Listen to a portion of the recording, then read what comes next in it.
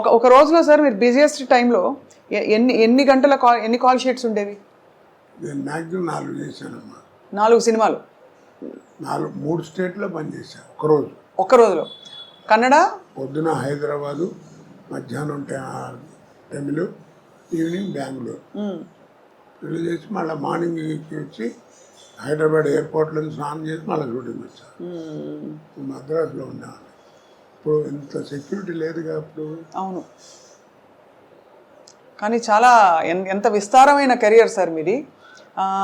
మీకు బాగా ఇష్టంగా మీరు పనిచేసిన దర్శకులు ఎవరు సార్? నేనే కాదండి, ఒక విషయం చెప్తాను, అందరికీ చెప్తాను ఆర్టిస్టులకి, విసుక్కోకుండా ఎప్పుడు కూడా ఇప్పటిదాకా షూటింగ్ చేస్తే మళ్ళీ రమ్మంటున్నాడు ఇంకోదానికి, అట్లా విసుక్కోకండి.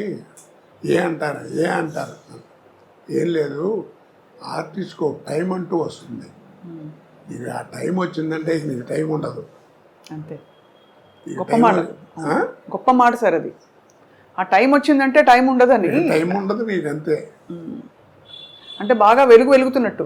ఇక అదంతే, ఇక నీకు టైం ఉండదు, నీకు భోజనానికి కూడా టైం ఉండదు.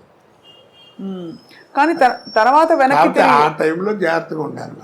అది ఆరోగ్యం అన్ని రకాలుగా. ముందు ఫస్ట్ బిహేవియర్, ఆహార వ్యవహారాల్లో, మాట భాషలో